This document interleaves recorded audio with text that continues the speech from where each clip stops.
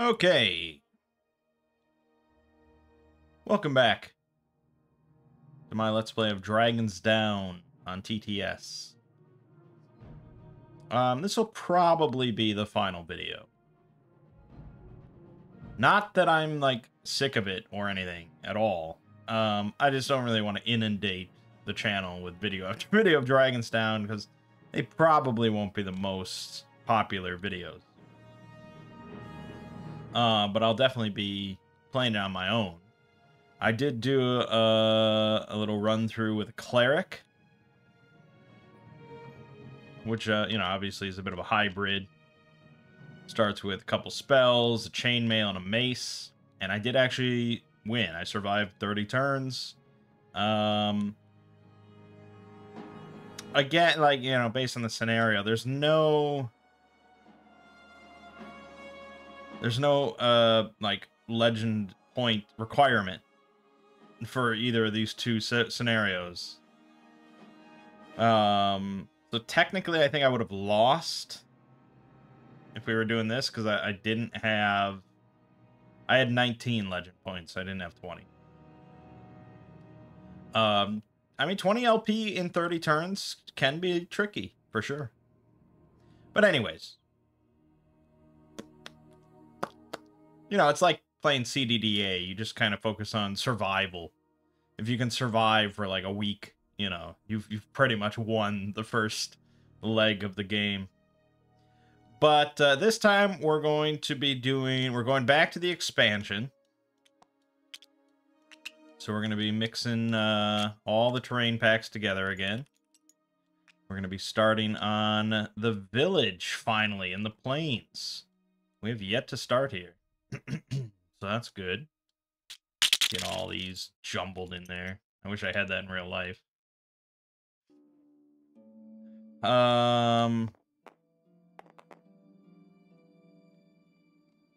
Now they have... This is kind of interesting, because they have maps set up.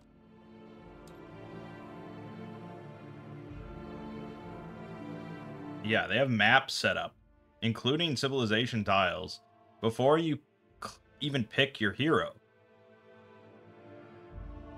And that's not how it works in Magic Realm. In Magic Realm, you place all the map tiles down.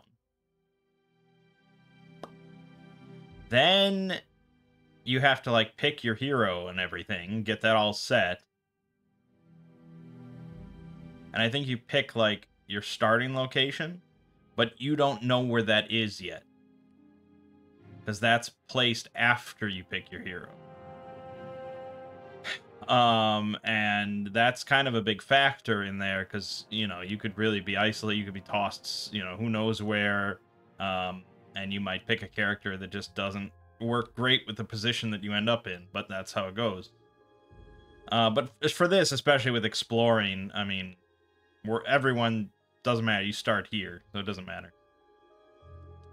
Alright, so on the village, there are 8 villagers.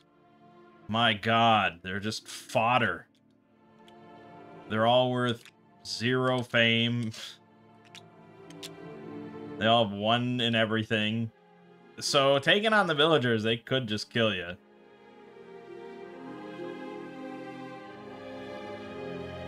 Except, I don't know, do you fight all of them at once if you take on native? I think you do, right?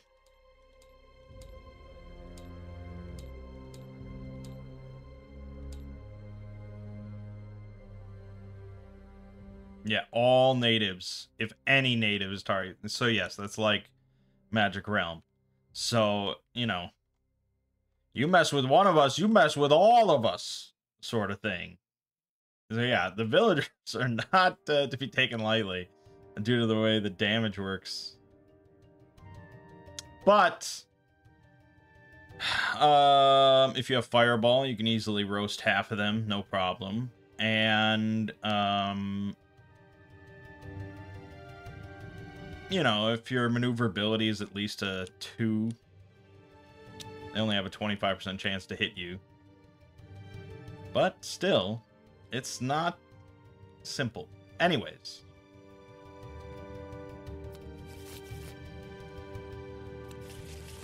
get this situated.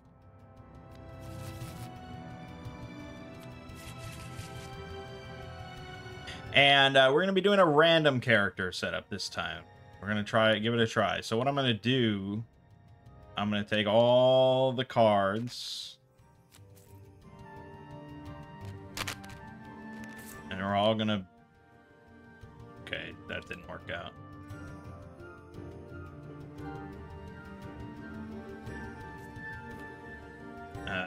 Hold on. One of the... Yeah, this got bundled. These have to be individual cards. So yeah, we're just going to shuffle this bag and pull one out. Unless we get one, I think, that we've already played. That's probably not the most interesting thing that could happen. I think we got Archer. Let's skip that. We've done Barbarian. I've done Conjurer. Okay. I mean, the odds are that we were going to get a magic user. Conjurers may reroll the die/dice one time when casting spells with the word random on the spell card. Okay. So we're looking for anything random. Great. And then for races, lineage, I'll just roll a d6. Left from right. 1. All right. We are going back to human. Obviously, I would have preferred half-orc. Still think it's the best, but we'll go with human. Which means we have a lot of attributes. 4 charisma, 3 wisdom, 3 intelligence. We can do a lot of haggling. Missions are going to be pretty good for us, if possible. There you have it. And we get the free, of course, action in civilization clearings. So, again, we're going to go for the dagger, I think. It just seems more viable than not having it. 15 gold and then 2 spells. And we get 2 blue cubes or a blue and a gray. So let's look at our options. So for gray, we can take divination to reroll any number of dice or in 1 loot action. So it's essentially a free loot action for the next turn, which isn't... I mean, for something you can just cast for free on the previous turn, you know, it doesn't wound anything. It's just an extra kind of loot action. Not technically, I mean, it's a reroll, but still. It's just kind of nice. Illusion, however, does get wounded, but for the duration of combat, all the attackers suffer -1 to their attack speed while targeting you. Pretty slick. We could theoretically take Envenom as well, because that's 1 gray and then 1 of any other color, or any color. Add sharpness to the next hit by the hero or monster. Targets hit but not killed suffer an additional wound. That won't work on undead, but it's not bad. But that is a lot of wounding.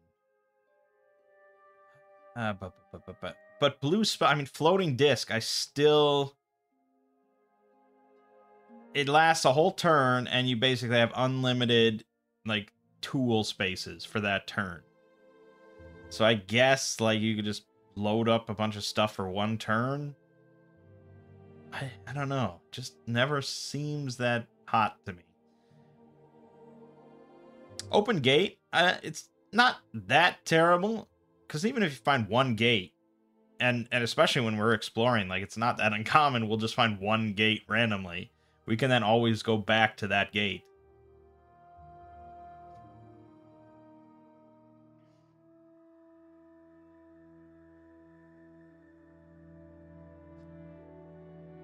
But I like divination as well.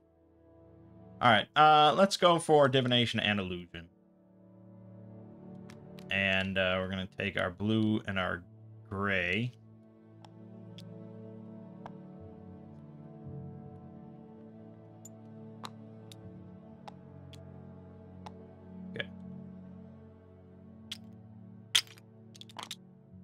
So we're back to having 1 health, of course. 1 health, no armor is always promising. We do get 4 brown, which is nice. 1 might for now, so the dagger is kind of the best we got. And then our little magic. Ideally, we are avoiding combat. For now.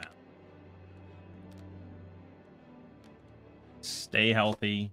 Stay maneuverable. Although we're not that maneuverable. We're just fast, which kind of encourages combat.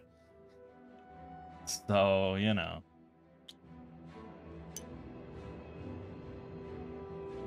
Shuffle all this. Shuffle all this. Good, good. We are...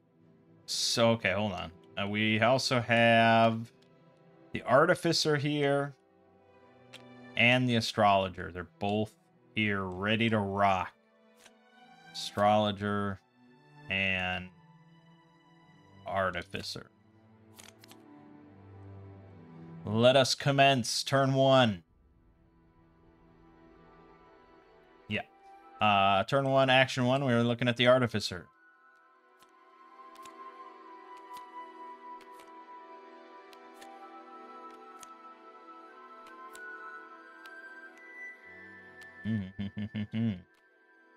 Okay, so Potion of Maneuver would give us another brown cube, but that's kind of expensive and we don't really need it. Symbol of Stealth would be nice.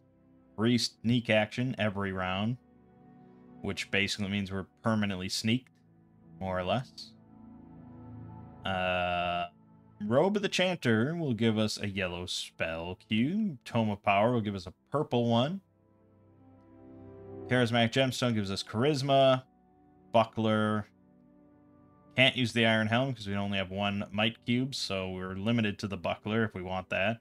It does prevent us from instantly dying to a bullshit attack, though.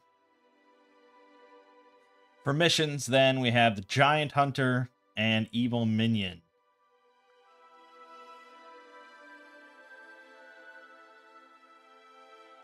I'll grab Giant Hunter for right now, just in case. And I guess let's try and haggle down the Buckler. So he respects Wisdom, of which we have 3. And he is done. Okay. Over to the Astrologer.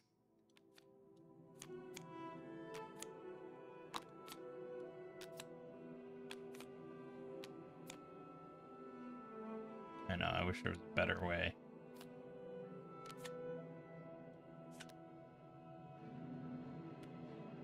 Okay.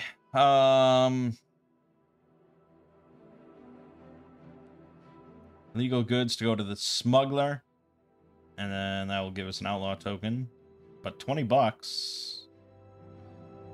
All of these are charisma based, which is really good. The next alphabetical after mine is the Sanctuary. I think it is in order here. So the Sanctuary. It's a slim chance of us finding it. But, you know. Oh no, we're at the village. Sorry. I was just... No, okay, so the keep is the next. Still, it's same slim chance. But it's better chance than doing all 5 Malevolent Mountain tiles. So I'm going to grab this one. You never know. As for goodies, hand axe is like marginally better than the dagger, but not even for us. Not yet. Tinkerer's Timepiece can take 2 additional actions 1 time. King's Pardon, get rid of some outlaw tokens. Portable Hole gives us a teleport 1 time. Pretty much nothing, honestly, unless I wanted to buy another dagger when we throw ours. I kind of do. We may as well try and haggle it down. Okay. Also Wisdom.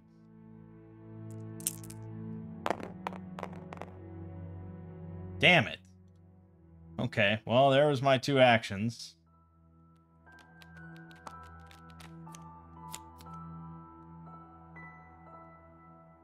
So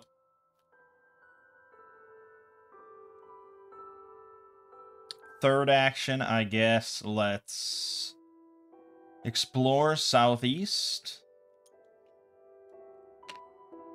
All right, it's the Dark Pass. Are you serious with this shit again? Why? Why? What is your... Why? Why is this broken again? What changes? Like, honestly, what changes? Sometimes when I load this, it works, and sometimes it doesn't work, and it doesn't line up. And I don't know enough about how the grid works.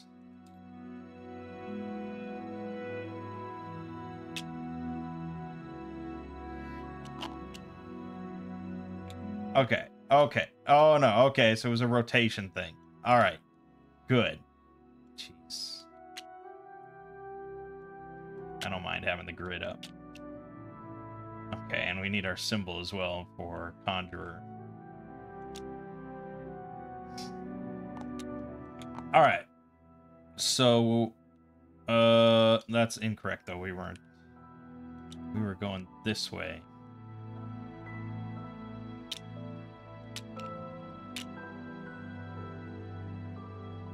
Okay, so that's Dark Passes. Now, this is... You receive one additional free action during any turn they are in a civilization clearing. I feel like that could be worded a little bit better. So any turn in which I spend any amount of my turn in a civilization clearing, I get a free action. Does the free action have to be spent within the civilization clearing? I don't know. But this was my third action, so I guess we'll step in. And we have an item. All right, I will take my free item. The Great Axe. Well, we can't use it, but it's there. Then for my fourth action, I guess I'll move back.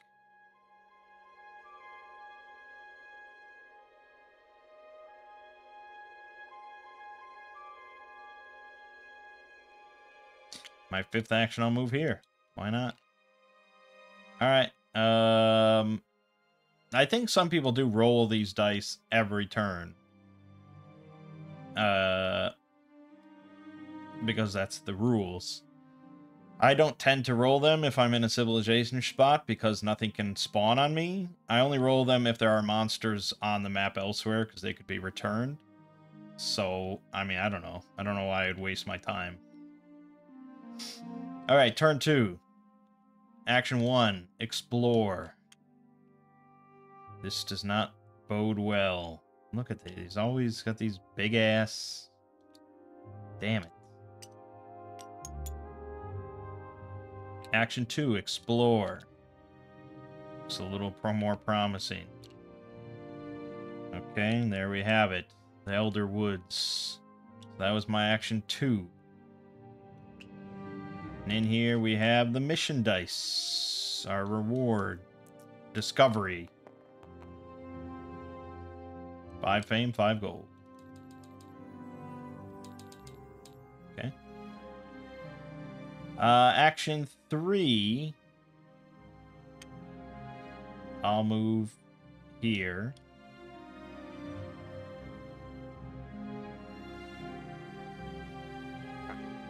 We're already playing risky, I guess. Action 4, I'll explore.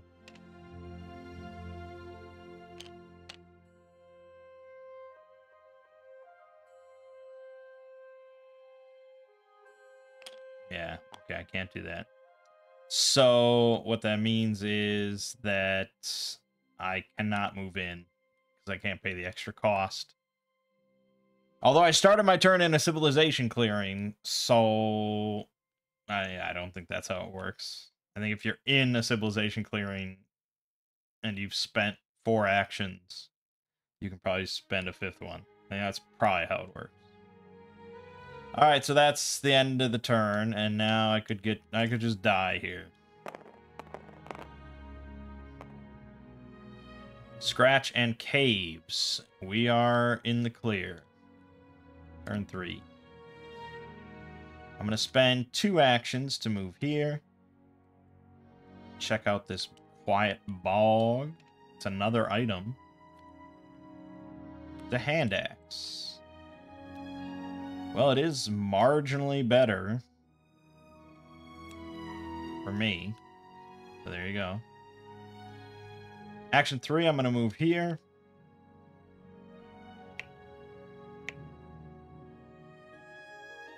Wonder if I should go back and try and haggle again. Action 4, I go here. Action 5, I go here. Next turn. Alright, I'm going to haggle with the Artificer for the symbol of stealth. Number again is 3. Okay, we got it down to 10 gold. Maybe I should just take that. Alright, I'm going to take that. Fuck it. But assuming I didn't take it, what would it have been? I would have gotten it for 5. Oh well. Alright, we can pretty much be permanently sneak now, unless we're starting our turn with monsters on our spot. Then my second action, I'm going to try the Astrologer for, I think, the hell? No. Was I haggling for anything here? Damn it.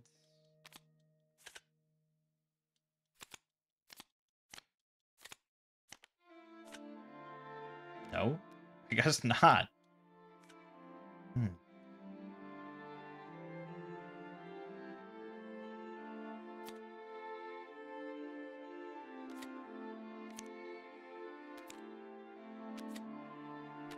I guess I could try again on the Artificer for the Buckler. Let's try that. We have to succeed twice, though, unfortunately. Unless I sell my dagger. Okay, I'll sell my dagger and buy the Buckler for 12. Leaving us with nothing. Alright, fine. Yeah, I mean, the Robe of the Chanter's in there. Which would be an epic treasure. But... yeah. Okay, so that was second action. Third action, we'll go here. Fourth action, we're going to explore.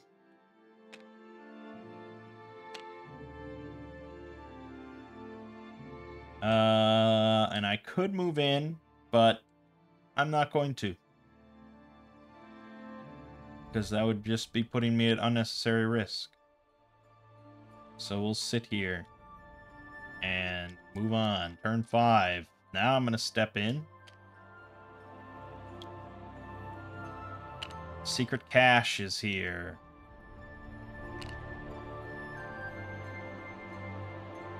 So a deep treasure and 20 gold. We will take a random wound, but still not bad. Action 2.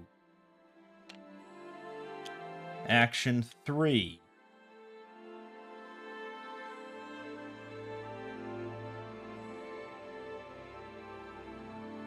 And action 4.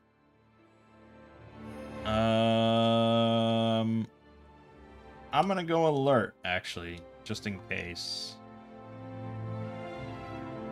Nah, it doesn't really benefit me. I only have 4, 5. Yeah, it doesn't really benefit me. Fine, I'll just search. Maybe we'll get lucky.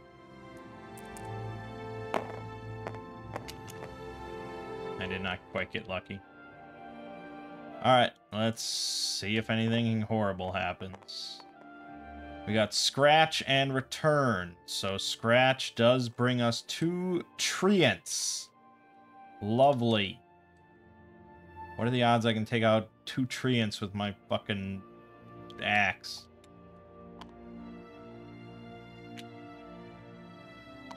Alright, let's do our hide roll.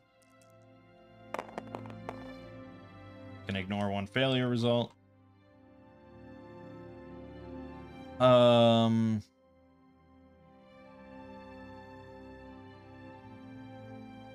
I don't know. I probably should just sit. I mean, we can throw the hand axe and maybe get lucky enough to do 3 damage. But chances are it's not going to work out. The bright side is we can evade them.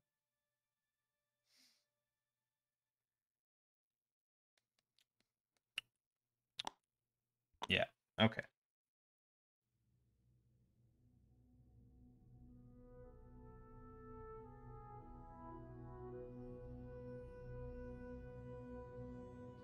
But the sequence of events, if we wanted to, like, keep coming back and trying to find the secret cache, we'd evade them, we'd move to the next clearing over,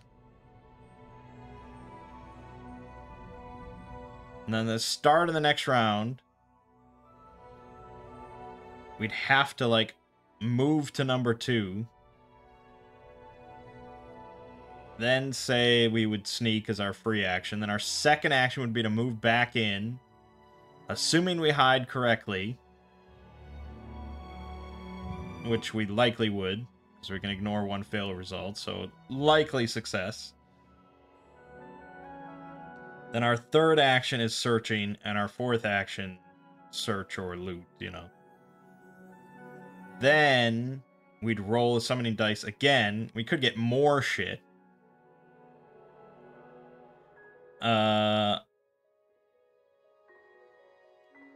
think I'd stay hidden at that point, so I don't have to re-roll. Unless I fail, then I have to roll. But no matter what, assuming nothing else shows up, we can just evade again, move away, 1, move back for 2, and then 2 loot actions. Basically, we're just giving ourselves 2 actions on this cache each turn instead of 4 because of these fucking treants. It's kind of annoying. I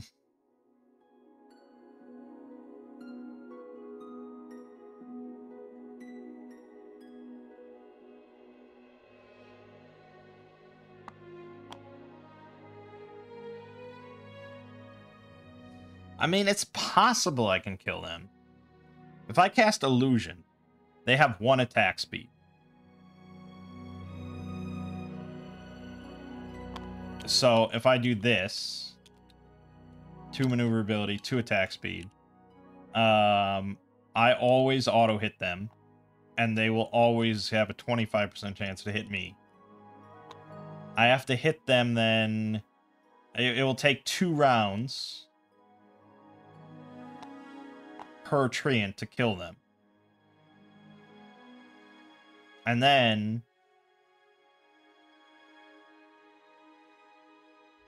if they hit me once, it's okay. The buckler will break, and I can wound this blue cube.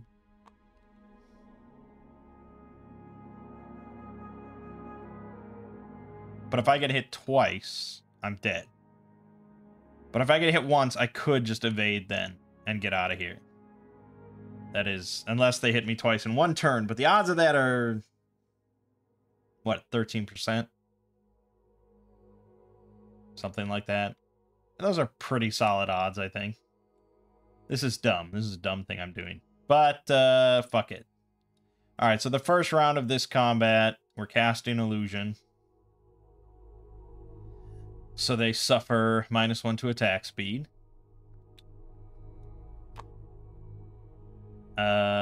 I could ambush, but then I throw away my hand axe, and that's not a good idea, because I don't have that dagger.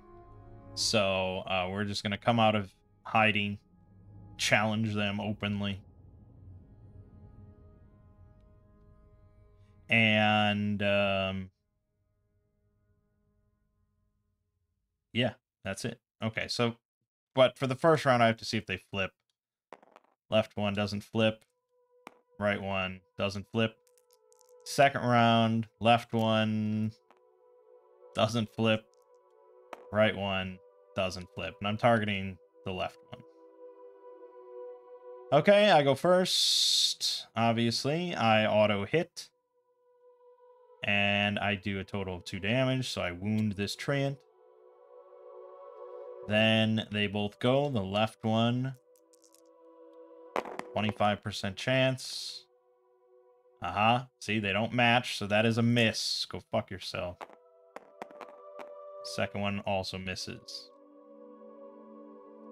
Okay, now they can't kill me. Yeah, I can't lose at this point, actually. The worst that could happen is I lose the buckler and take a wound. But due to the fact I'm faster than them and auto hit, I win. So, third round, left one flips. That's, again, not a factor. I don't even really have to do this. Right one also flips. Then I attack. I hit the left one. He dies, because now he only has 2 health. Take my 9 fame. Right one is going to roll to hit. He misses. Okay, perfect.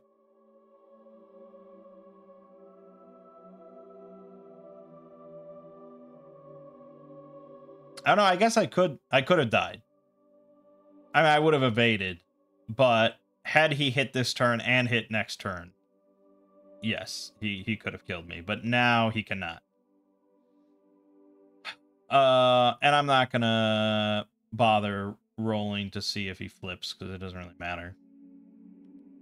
The only thing that matters now is this hit roll, because it determines. Okay, no. He misses. He's dead. We'll just skip some steps there. All right. Pretty impressive, to be honest.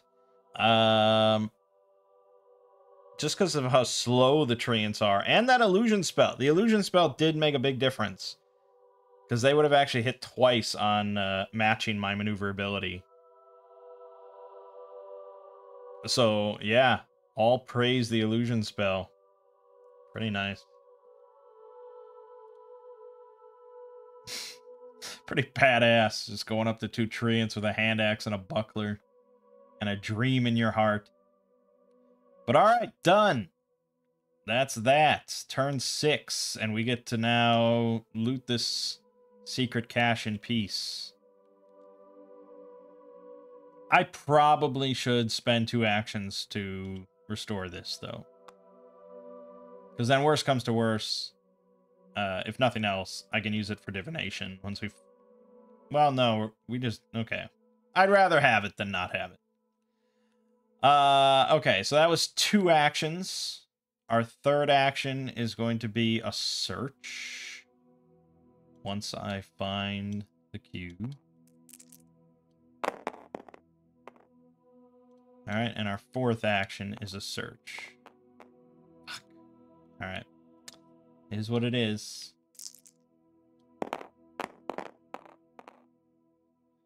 Alright, so we have problems. The bandits show up, which is pretty bad. Just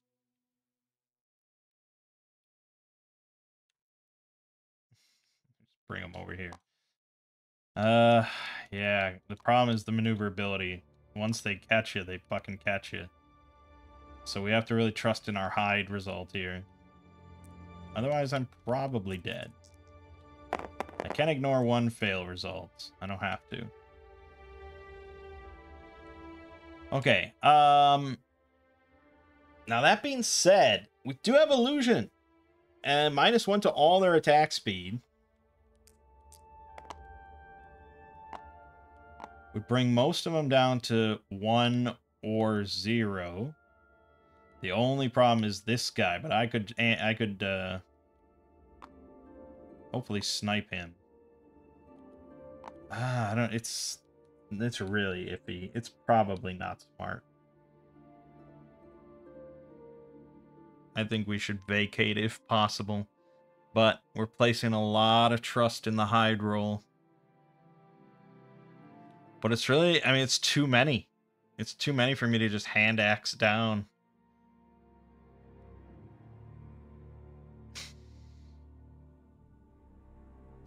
placing a lot of faith in the hit rolls.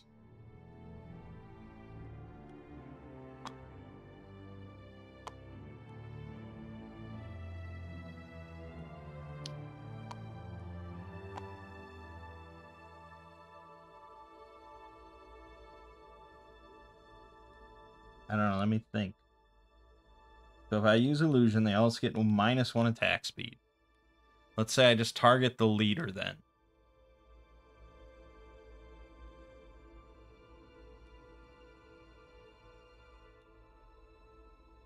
And if he doesn't flip, he still has 2 maneuverability. No. If I had... No. I mean, I could maybe drop my maneuverability down to 1, I guess. In which case, if he flipped, he'd have the 45%, 45%, 45%. Guaranteed hit. But I would almost certainly attack first. And I could just auto hit and kill the bandit leader. And then that would be either 25% or 45% for 3 of them. Oh, God. It's like if I take any hit, like well, I can wound the blue one, but beyond that, my options get severely worse. But the thing is, if I don't fight them, and I fail my hide result, I guess I'd have to fail my hide result twice, and that would me being forced into combat with no illusion, and then I'm guaranteed dead.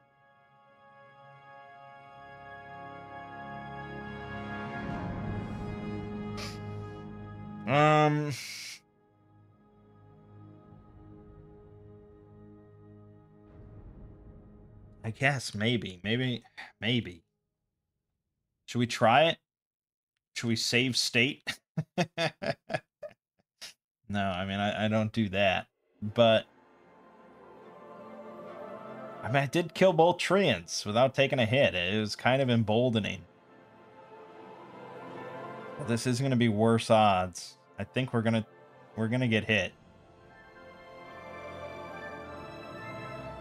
All right. Let's give it a shot.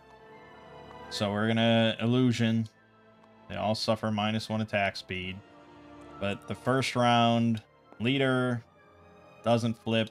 Executioner doesn't flip. Cutthroat doesn't flip. Assassin doesn't flip. All right. Then I announce my presence stupidly. And I'm going to do this, like I said. And I'm targeting...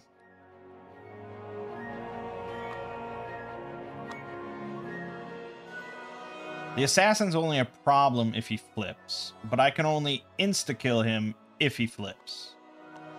So, I guess... No, because if he doesn't flip, I most likely waste my turn, and we can't afford to do that. So we just have to accept the assassin's there for now, and he'll probably do him last. So I'm going to target the leader. Or maybe I should target the executioner, really. Well, 2 damage versus 3 damage doesn't really matter. Both are going to break my shield. So, fuck it. Target the leader. Is he flipping? He is not. The executioner is not. The cutthroat is not. The assassin is. God damn it. Fucking hell. That's the way the cookie crumbles. Okay, attack speed. I have the highest. Tied with the assassin, I have a longer reach. So I go first. I auto-hit the leader. And I auto... No, I don't auto-kill the leader. Oh. Why did I think that I could kill him? I think I was... Because I was... The Treants had 3, but they were unarmored. But even that... I don't know what I was thinking. No. Skip all these steps. This is a terrible plan. Revert everything. I was dumb. Yeah, that's not going to work. Okay. Revert all that. Combat never happened. And instead, we're going to stay hidden for 2 turns. It's a new turn. We become unhidden. But now we're going to become hidden. We are definitely not hidden. We're definitely not hidden. So I'm blocked for the turn. We're going to do monster activation. And orcs and planes. Okay, we're fine. At the end of monster activation, we roll to become hidden. We are hidden. We will sit here for the turn once again. Start a turn, we become unhidden. We roll to become hidden. I still am... God, this is exactly what happened the other time! Where the rolls just completely fucked me and dragged this out until I ended up dead. God damn it, I hate it. Okay. Fuck, monster activation.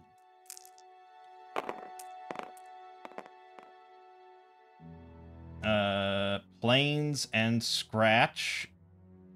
So we got Treants showing up again. But that's not a problem. I mean, well, it doesn't really matter, because we're dead either way. End of monster activation. I roll to stay hidden, or become hidden. I do not. Now I'm dead.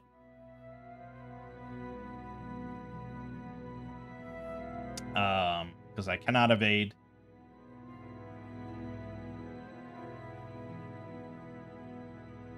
And that's it. It seems kind of cruel. It just seems kind of cruel. And as much as I read these rules over and over to hope that I'll find something that's just like, oh, you know, it doesn't really work like that. You can actually, you can get away.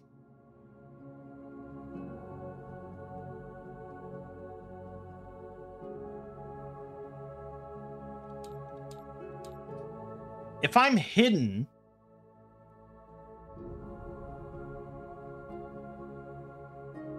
you'd think that I could just leave the enemy. That I could just sneak out of there and be done.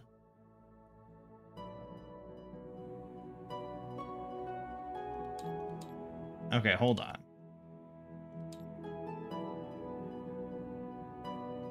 Turn start. All heroes clear their hidden, alerted, sneak, and make noise status. Remove any pink cubes from the upper portion of all hero boards. All heroes become unblocked. Oh! Okay. That makes more sense, because that's how it fucking works in Magic Realm. Oh my god. I mean, I'm happy, but I'm also really upset with myself. Here's the key line. Monsters block the active unhidden hero if they're in the same clearing at the end of any action. Meaning that if we revert back to like a turn ago or something like that, before the Treant showed up, wherever he was, I had stayed hidden throughout that whole thing. The new turn started. I become unhidden at the start of the turn, but I am not blocked. I am only blocked if I do any action and I remain where there are enemies. But if I just move, we will not be blocked. Because we'll be in a clearing without enemies. Again, this is how Magic Realm works, and I can't believe that I, thought I had to keep making hide rolls. Oh my god. could have saved multiple characters. Because logically, like, if I'm hiding from the enemies and they don't know I'm there, I should be able to just sneak away. I have hidden from them. Oh God, it's so painful. Okay, fine. Let's just keep going. So I could explore here, but that's taking some... Actually, the odds of me not being able to explore with this setup is pretty slim. So let's just say fuck it and explore. There you go. And we're going to pop into this. So there's our first action. And we get a woods token. Treasure. So not only are we not dead, we get treasure. Shoes of the Thief. The hero may evade as if they had placed 3 maneuver cubes. No cubes are placed and no cubes may be added to make it faster. Okay. So basically we just get 1 extra maneuverability. As far as evading, which is pretty great. That's very nice. Okay, that was good. Kind of a dead end here. And we can't go back the way we came without hiding again and risking all that bullshit. So... Oh, man, that's just such a relief. It's really funny, because, like, I didn't read the whole rule book cover to cover, because I was like, oh, it's basically Magic Realm. But then I forgot, like, exactly how Magic Realm works, to my own detriment. Yeah, okay. Excellent. Let's search for this hidden path. So that was second action, third action, and fourth action. Yeah. Now, had I just moved, we would have been here in the mountain. Which potentially is just a better place to be. But alright.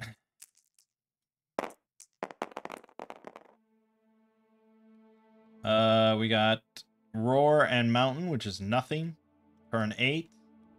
I'm gonna try searching again. I guess we'll be foolish about it. Great. 2. Got it. Alright. Then 3 to go here, and I cannot move in there. So I think that's just kind of the end of our turn. And yes, I'm always sneaking. Woods and carrion. So we have woods, we got giant spiders. We have 2 giant spiders. Which is not my mission. Giant spiders are not that threatening, actually. So first of all, let's see if we are hidden, because that's handy. We are hidden. We can't evade. We cannot, because they have a 3 maneuver. Yeah, they have a 3 maneuver, so we can't do that. But we're hidden, so we could just wander out of here and not have to worry. Evading is largely pointless if you're hidden, unless you're going to try to do some combat and hope to extricate yourself. Then evasion does matter. But let's see. They got 2 health, unarmored, so the hand axe can just butcher them.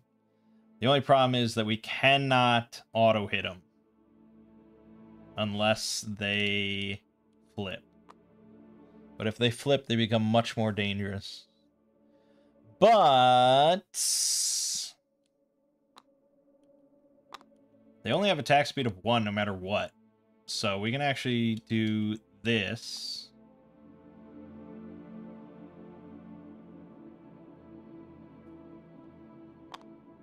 I mean, that gives them 45% chance. It gives me 45% chance. And it's just kind of like hoping for the best. I do go first, but it's iffy. But they only do 1 damage on this side. And if they flip, I insta-kill. So yeah, I guess we'll try it. I could use illusion, I suppose. But it doesn't. Yeah, okay, using illusion drops their 44% or so down to a 25%. Is that worth wounding 1 cube? Almost certainly. Yeah, almost certainly.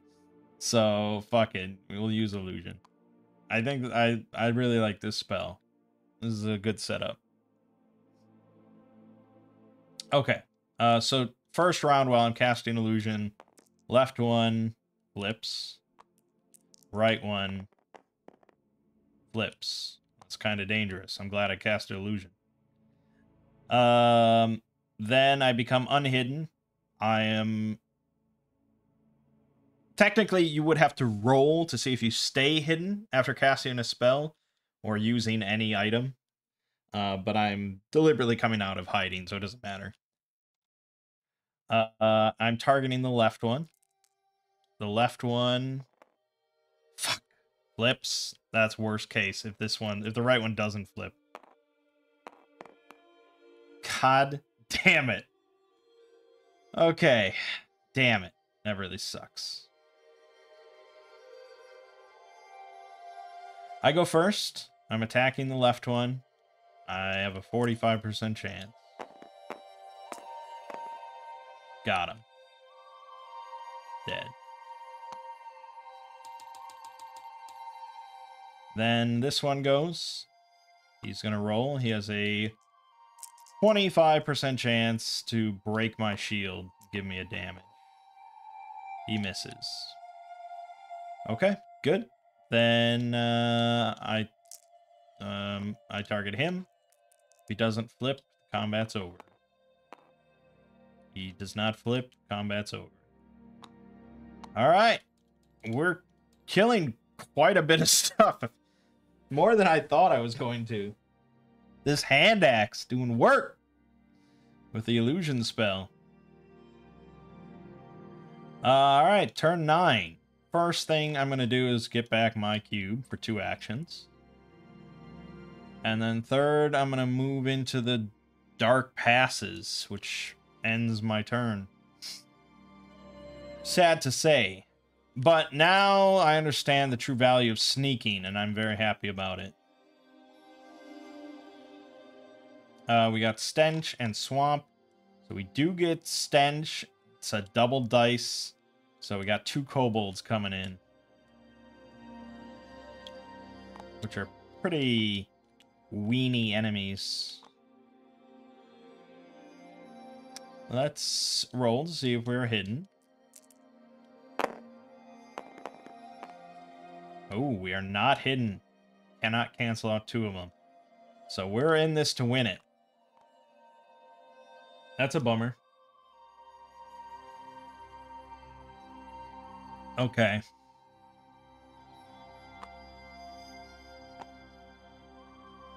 So if they flip, we're in pretty good shape. If they don't flip, I think I have to put 2 onto maneuverability, otherwise they auto-hit. I could spend a turn casting illusion.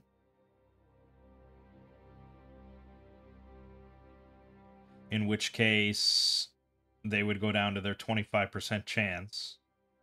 And because illusion has a length of 46, we would actually go first. So that would drop them down before they even get to roll. I think that's the smart option. So let's do that. We're going to cast...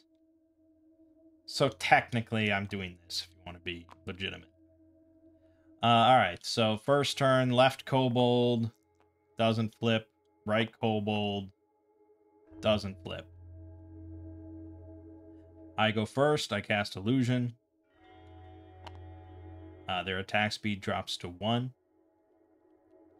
The left one is going to roll, 25% chance. Misses. Right one misses, because I cast illusion. Praise Jeebus. All right, excellent. New round. Now we're hand axing. Again, we're not going to auto hit unless they flip. So we just got to hope for that. So we've got a 50% chance followed by potentially a 25, no, a 25% chance. We're basically hoping for the flip. I'm going to target the left one, who does not flip. The right one, god damn it. The right one flips. Them's the breaks. I go first. On the left one, I have a 25% chance. Miss. Left one goes 25%. Miss. Right one hits. Okay, that's a bummer. He does 1 damage. So he does damage my buckler, and this gets wounded. Okay. New round. I'm going to target the right one. It's just a logical sort of fallacy, a statistical fallacy that he's open, he's ripe, he's not going to flip. Even though exactly even odds either way. All right, left one does not flip. Okay, well, that was good. Right one does not flip. Excellent. Insta-kill. Very nice. Then this kobold. He's got his 25% chance. Miss.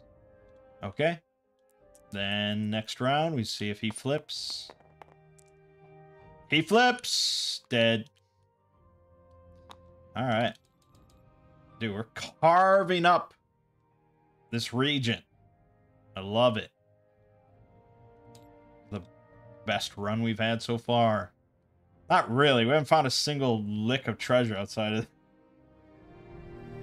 these shoes.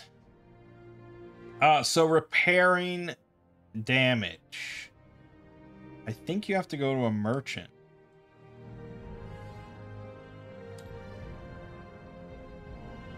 Yeah, during a trade action.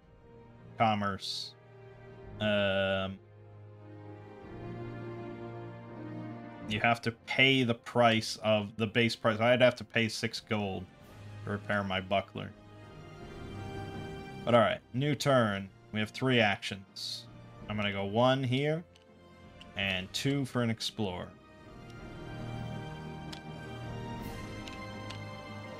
I will take that. Boom. And we get an item. A sling! I was hoping for this. Okay, excellent.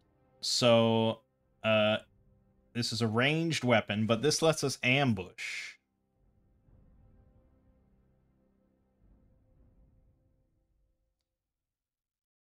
For the same damage we've been doing with the hand axe. Now, the only issue is the ranged weapon dice. And also... I mean, I guess it doesn't matter.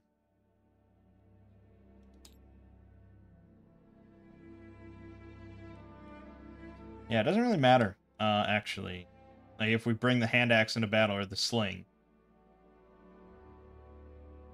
Because the hand axe could do more damage if we had another might, but otherwise they're identical, except the sling has even longer reach. So, aside from that... There you go. But yes, now we can ambush. Well, the big difference, I guess, is the hand axe in melee always does 2 damage, allowing us for the auto kills. But the sling, yeah, it's gonna tend towards less than 2 damage, and that could be dicey, but it does let us ambush, which is pretty nice. I wish that...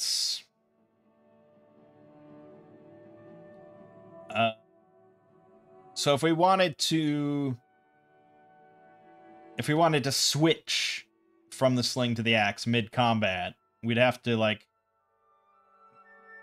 ambush, like maybe kill something, then stay hidden, and then wait around, and then switch, and then have the proper round. But that is potentially doable. Okay. So that was 1 action, 2 action. I have a 3rd action now. Not much I can do. I can't rest, unfortunately. I don't think there's a whole lot. I guess we'll pop over here. We got Stench and Plains, so we are good. Turn 11. I'm going to spend 3 actions. I'm going to get both of these cubes back. And then we will explore for a 4th action. Wow, this is a really sparse one. This did not work. Damn. Alright, that's the turn.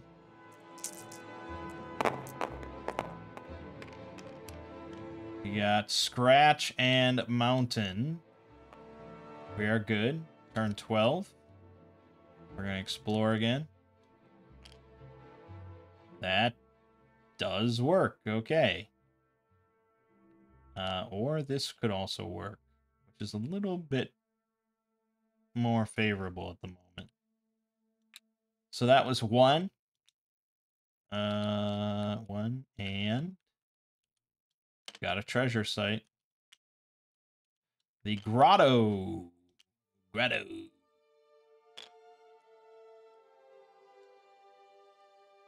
The Hydra. Oh, God.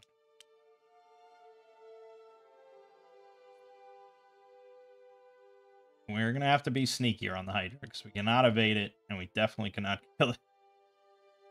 So...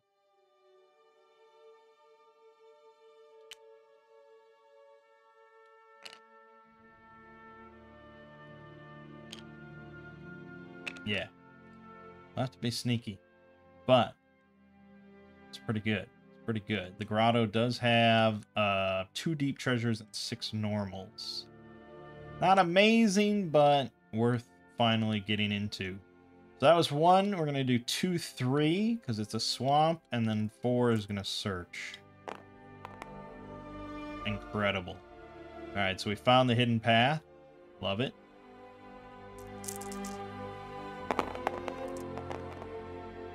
We got Return and Stench. Return is great. The bandits all go back.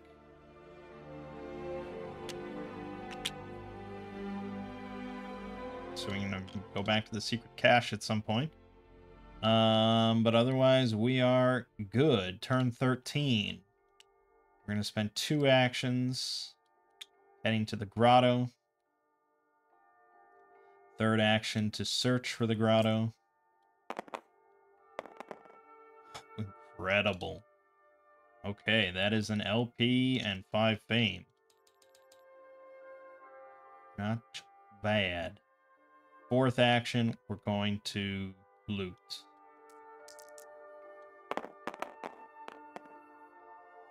We get the 5th treasure.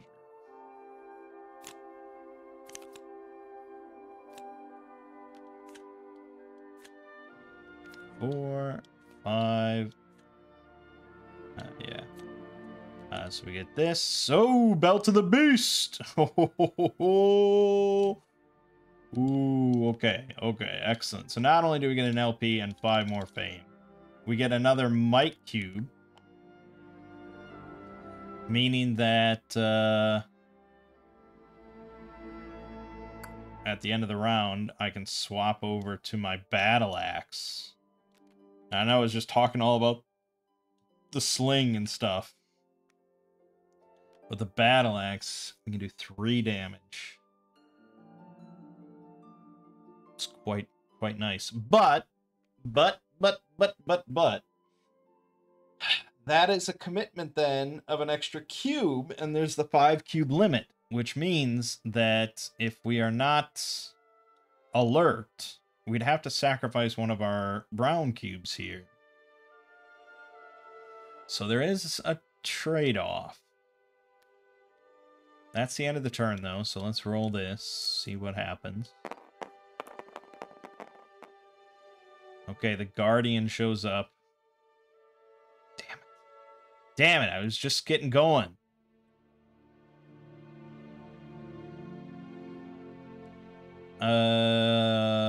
Okay, so the Hydra. Fucking Hydra. I don't know if there's any special rules for the Hydra.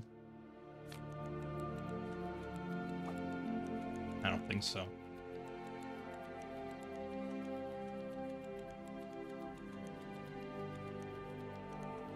Okay. And we're going to roll to see if we remain hidden. Or if we become hidden. We are a hiding. Alright, so... yeah, even with the battle axe, then, it's still not anywhere near doable. Well, I really don't think so. Fucking 3 attack speed, 3 maneuverability. It's monstrous! Because if we did 3 attack speed, we used illusion. That would bring it down to 2 attack speed. No, no. Just, no. No.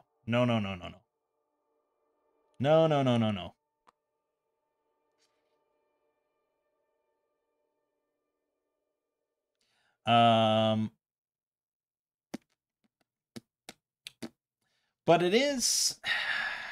okay, so I saw that this was mentioned somewhere on the forums. The monster tactics. Basically, every round of combat, or, you know, non-combat, whatever, for each monster in the clearing, you roll the die, and if it's a symbol, you flip the counter over. What? And then for evading, you can evade combat if you can place more brown action cubes in your maneuver speed boxes than the highest single maneuver speed of all monsters that are challenging them.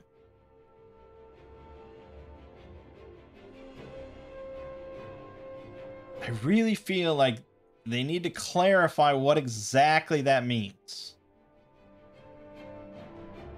Am I checking both sides of the monster simultaneously to see what their highest maneuverability is? Or is it just what's face up at the moment? And if I can evade them that way? I'd really like to know that.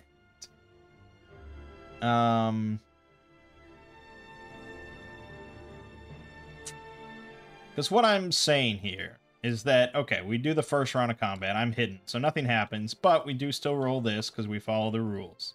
He flips. Perfect. So now he's on this side, right? And now his maneuverability is 2 compared to my 3 from Shoes of the Thief. So I can evade him if we're only counting this 2 and we're not counting his 3, which is technically his highest. Because it says you can evade if you can place more maneuver than the highest single maneuver speed of all monsters. The highest single... I really wish I had access to their Discord server. And it annoys me that all they have is just broken links that I can never access. Because I feel like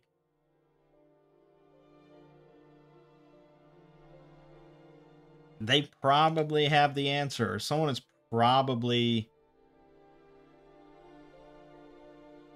answered this at some point.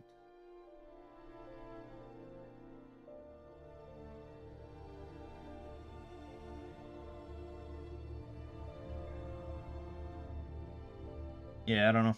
Damn. For now, I just kind of have to interpret myself. I would assume I can evade him. You know, I don't know.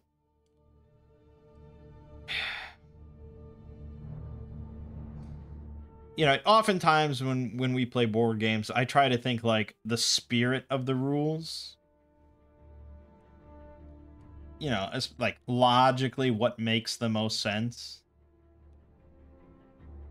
In this case, like when he flips, when the Hydra flips to the other side, what exactly changes? Like narratively, you know? What is he doing differently that now he's slower? And what am I doing when I evade him? Is that just like a momentary thing? I don't know. I mean, ultimately, it's kind of a moot point right now because I can just wait out the combat and then slip away. But I'm just thinking, like, in future rounds, if I get caught by him and I get caught out of hiding, I can then evade him before he even has a chance to flip ever again in the future. Right? Unless the monster flips back to their other side, which actually, that could be true. Oh, yeah. End of combat, monster carnage are placed face up in the clearing. Okay, well in that case, then I don't feel bad if I can evade after he flips over, because he'll just flip back the other time, so it's not that big of an advantage. Okay, so then what we can do, and what you can do in Magic Realm if you're really risky, is that once combat is over, the next turn you have one action before you're blocked. So what we could do for that one action next turn is sneak, making us much more likely to hide. And then once we're hidden in this clearing, we can then do pretty much whatever we want as long as we don't move. We stay hidden. So we can then start looting. And we could loot 3 times. Pretty much. And then leave if we wanted. But since we get that sneak in at the start, which is what I was getting wrong before, since we get the sneak in at the start, we can ignore one failure result on hide results, which is both when you get blocked and at the end of monster activation, if we fuck up the first one. So it's actually fairly safe for us because we get that free sneak. So, alright, I'm going to let combat play out.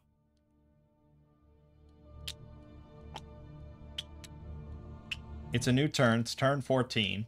First thing I'm going to do is sneak. So I activate that. And then at the end of that action, because there's a monster in my clearing, I become blocked. And now I get my hide reaction to see if I stay hidden instead of being blocked. Okay. Thankfully, because I snuck is my action, I get to ignore that. And I am hidden. So now the rest of my turn, I pretty much have immunity. So what I should have done... Let's pretend I did it on that second round of combat. I'm going to cast Divination. Let's just pretend that I remember. So now I can reroll any number of dice during one loot action. So this is our first actual action of the turn, because we get to sneak for free.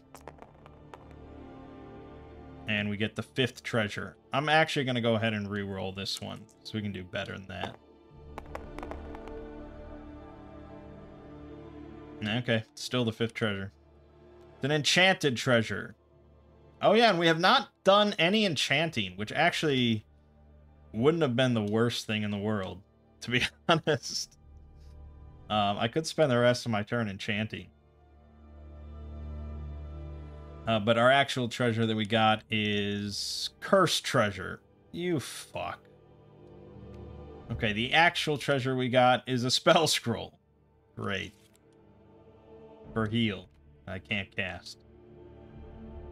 Okay, so our curse. Lame.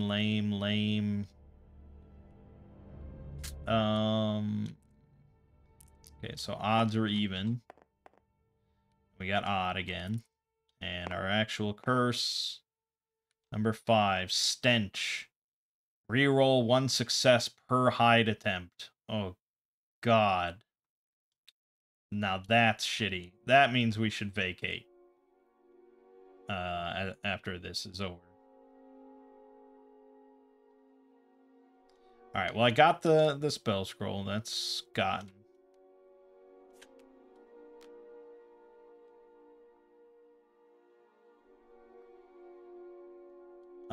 Enchantment. Okay, so I'm not going to do that, but you spend 3 actions to enchant a tile.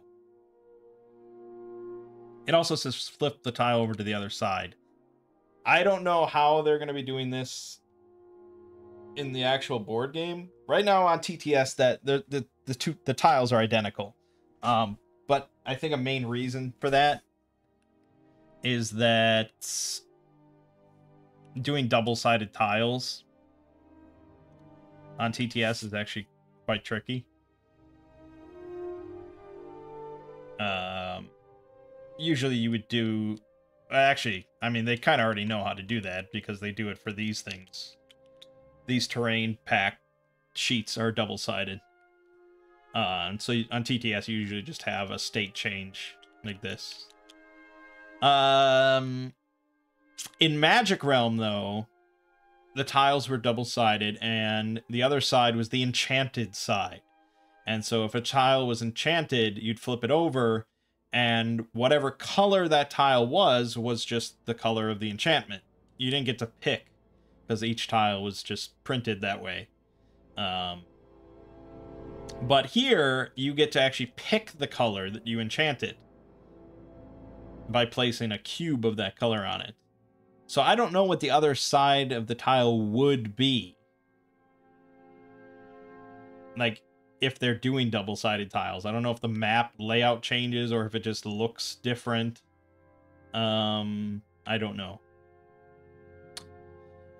But anyway, so you spend 3 actions to enchant, and you place the cube down. You have to have a healthy colored cube to do so.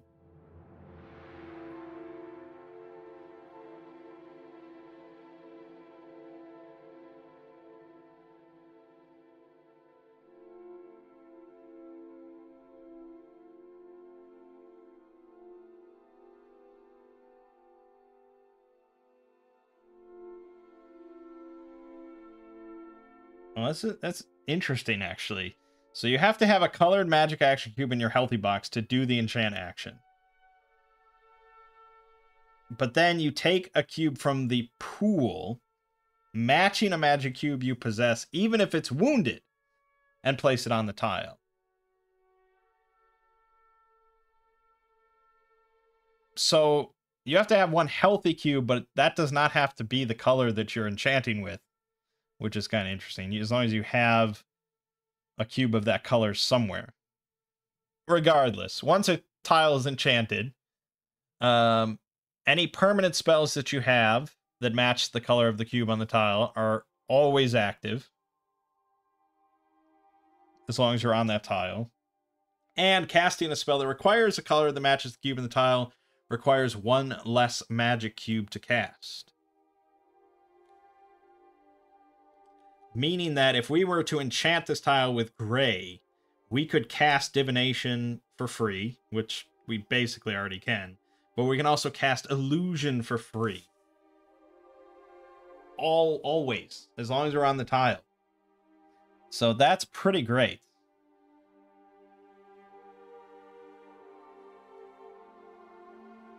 Pretty great stuff. Anyways, we got that shitty curse. So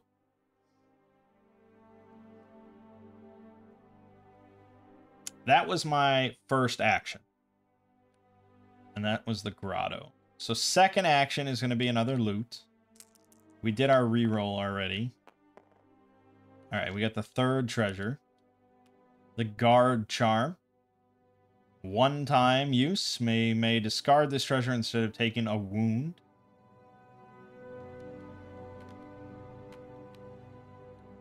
Okay. Third action is going to be another loot. Oh, second treasure. Perfect. Sword of Torment. Yes! The hero loses 1 health while this treasure is equipped. Okay, well, we can never equip that. Unless we gain more health somehow. But that's fine, because it's an epic treasure. Boom, boom, boom, boom, boom, boom. Okay.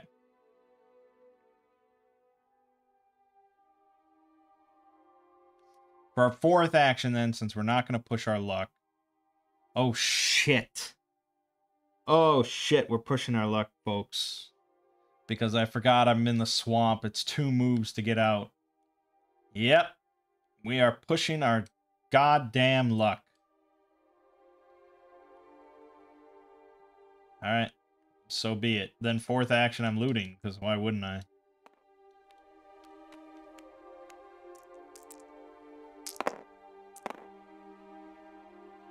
First treasure. That was pretty great. Mithril plate armor. And we can actually equip this shit. We got 2 might cube. Hell yeah! And it's epic! 69! If we go back to civilization, retire right now, end with 11 LP, which is not quite good enough.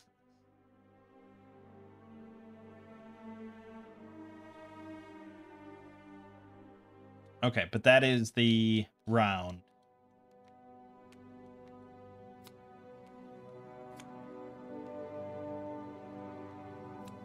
So, monster activation.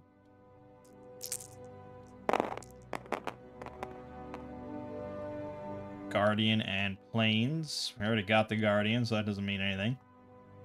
We don't have to roll again, because we're still hidden.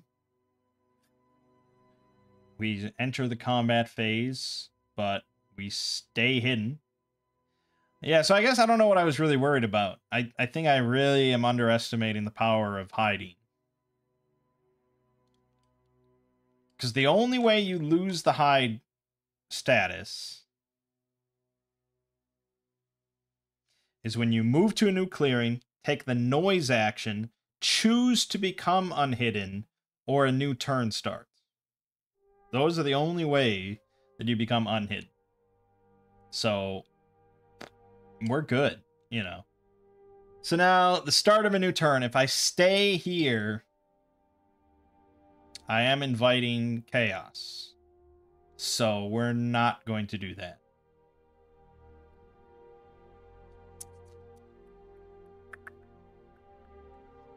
Getting back to the village. Actually, this is not a legal tile.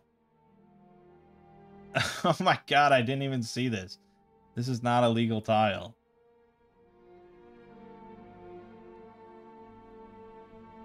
I don't think this would have ever been legal then. No, this tile would never have been legal. It's way too late for me to try and fix that, fortunately. So, whoops. I mean, wouldn't be a TTS video if I wasn't making massive rule errors. Let's cut through the woods, I suppose. So we're gonna go 1, 2. Oh, that's a new turn.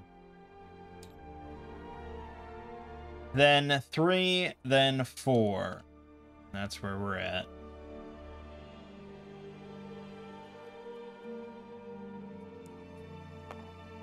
Yeah, I'm zoomed out. I didn't even see it. That's why when you're playing with a group of people, like, you can all check on each other.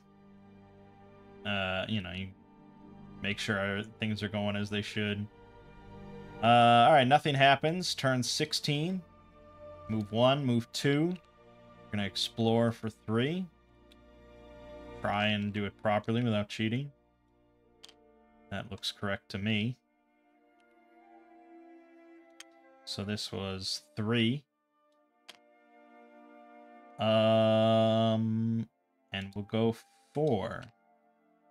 Oh yeah, I was gonna debate about equipping my battle axe. But really, to be comfortable then, I'd have to start doing alert every turn as one of my actions. I don't know. Maybe I feel more comfortable with the hand axe, to be honest. Wesley Snipes with those range dice, it seems so iffy. It just is not good for my blood pressure. So let me just swap that. And yeah, I know you can only do it at the end of a round, but we'll pretend that I had done it in the past. Because what are the odds something bad's going to happen right now? We got Carrion and Mountains. We are good. We're in 17. 1, 2. Because with the hand axe, at least, I can commit the second Might Cube if I want to do 3 damage. So that's nice. Oh, also, I forgot to roll... I forgot to grab this. Okay, gate on 6. I have not found a gate elsewhere, so that wouldn't have changed my plans at all. Exploration on 3. Oh boy, it's the Sanctuary. Now we have to place this before we do the dice roll to see where the Sanctuary is. So, fingers crossed. Here we are. That was our 3rd action. The Sanctuary is located on 1. Fucker.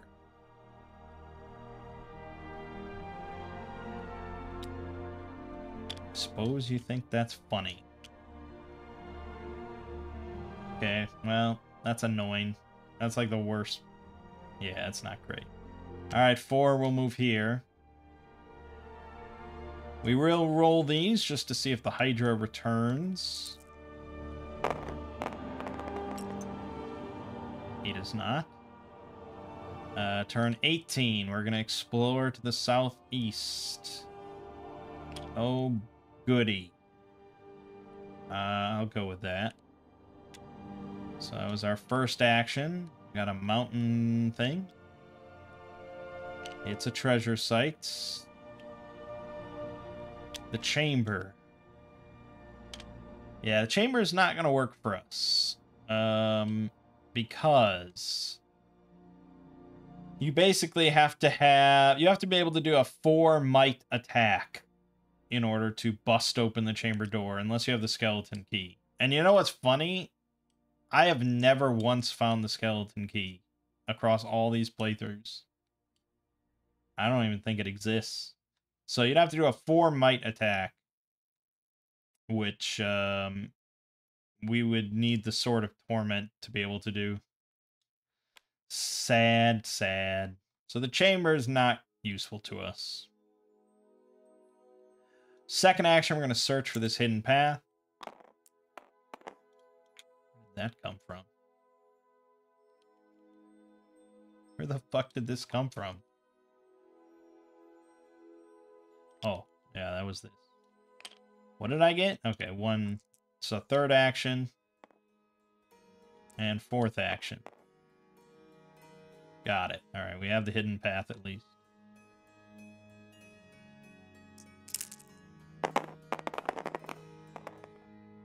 We got woods and stench. We're good. Turn 19. 1, 2. Explore northeast. The meadows. Well, that sounds very pleasant. Yep, that's good. So that was 1, 2, 3, 4. Right in the middle of the meadows. Oh, hold on before we do 4. Let's take a look. In a book, we get an item. A shield. Well, that is better than the buckler, which is damaged. I guess we should note that. Boom, look at us. Hand axe, mithril plate armor, shield. What a fucking boss.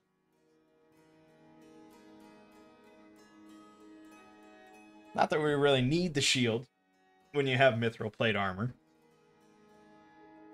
But, you know, if you got a 5 damage attack coming in or something, you probably want to just break your shield rather than the mithril plate armor. The odds of that are pretty unlikely. Can anything even do 5 damage? I don't think so. Fireball, maybe? Fireball does 4. No, I don't. I think 5 damage is a little bit beyond anything. That's why the Mithril Plate Armor is so good. Nothing can break it in one shot.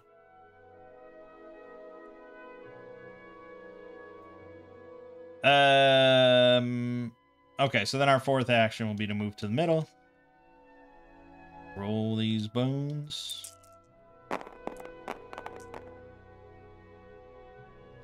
Plains and Stench. Well, Plains obviously is in the meadows, so that's Dire Wolves. And we have 2 Dire Wolves coming our way.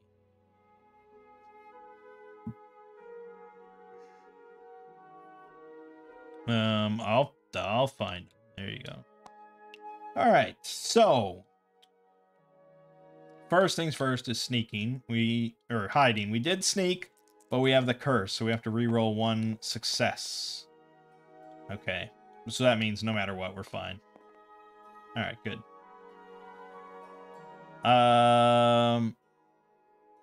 So we are hidden. We could just let this lie and move on our merry way. Or we could not do that. Because 8 fame each. It's kind of good. The thing is, they're fast. They have an attack speed of 3.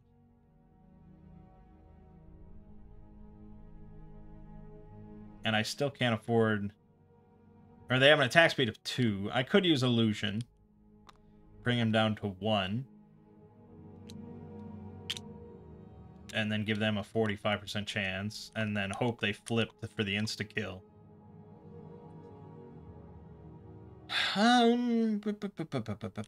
That's probably what we want to do.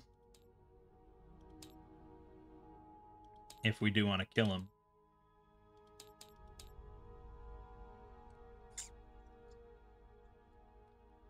Okay, so round 1. Let's see, the left one flips. The right one doesn't flip. I'm going to cast Illusion. So they have -1 attack speed.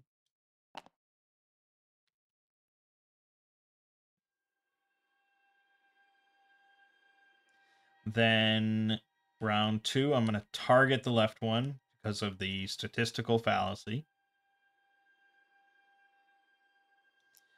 And the left one doesn't flip. See, I told you. It's not a fallacy at all.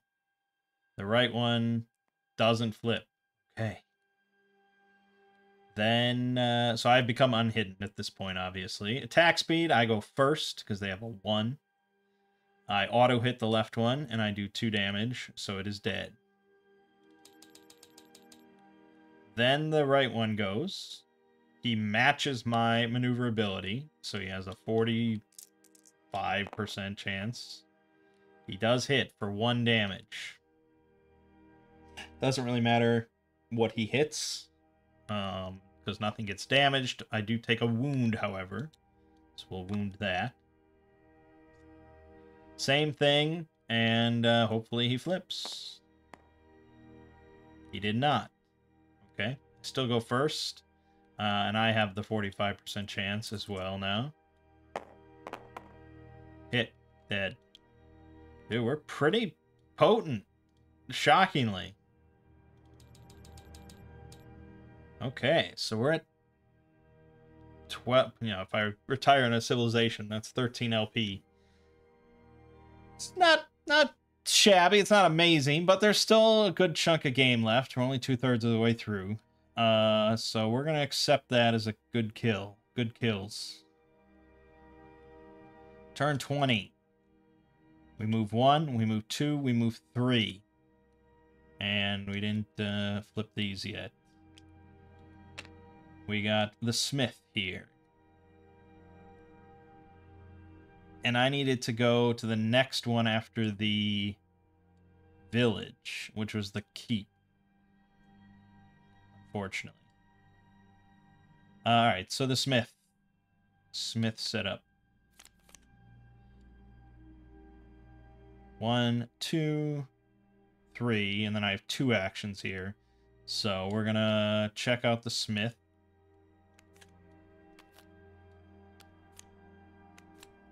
Who has a lot of, like, basic equipment.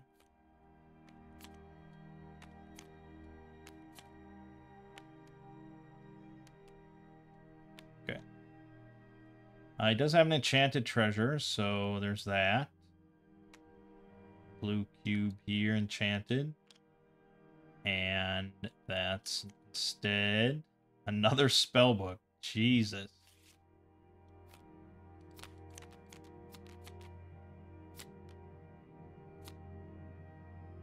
Fiery Chasm in this one. Anti-magic. Illusion. Ooh. Oh, we already have illusion. But anti-magic. Okay. Unfortunately, it's a really expensive book. 11 base price.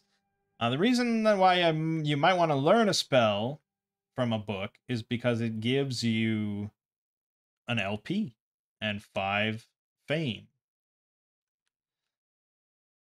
Also, the curse. I think that's removable. Hero may remove all curses and permanent spells for a cost of 5 gold. Okay. That's probably going to be worth it. Can I sell damage shit?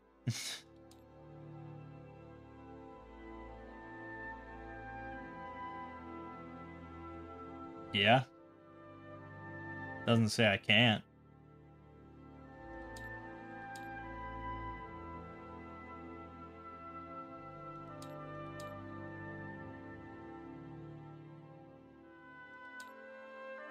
It doesn't say I can't.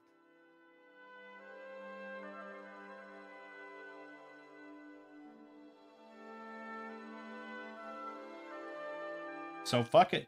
Sell my buckler for 6. It probably stays damaged, I guess. We'll sell the Sword of Torment. I'm not sure about the other stuff. Yeah, I'm not sure about the other stuff. So we'll definitely sell those. So that's 18.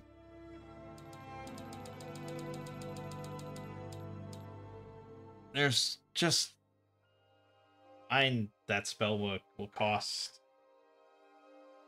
most of my money, assuming I succeed twice on a haggle. What else? What else? What else? What else? Not much else, really. There's the Thief's Lucky Coin. You roll 1 die during 1 loot attempt. It's fine. I mean, I get it. Like, you use that when you're, like, digging deep into the bottom, and you really hope that it works out. So I guess there isn't much else than the spell book.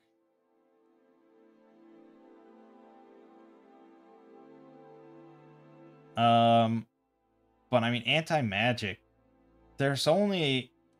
I mean... may not be targeted by spells. But Fiery Chasm... Okay, that is a targeted spell. Okay, good. So, that protects you against the demon who casts Fiery Chasm.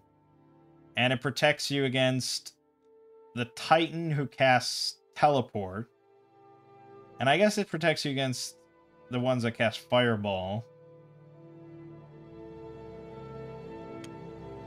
Okay, so adult dragons as well. So, I mean, there's a handful of monsters that anti-magic is useful. But it's 2 gray cubes and one of them gets wounded. So it's not light. I guess. I mean, I guess. Alright, so what am I haggling with the Smith? Probably charisma. Yep. Good. Well, alright, let's try for the spellbook. Gotta succeed twice, which pretty much just means not rolling a door. Alright, there's 1. And we got the door. Okay, that's the end of that. Okay, and then for our 5th action, we're going to explore. This does not look... Oh, no, that is legitimate. Okay, so I explore, but I can't move in because it's a mountain.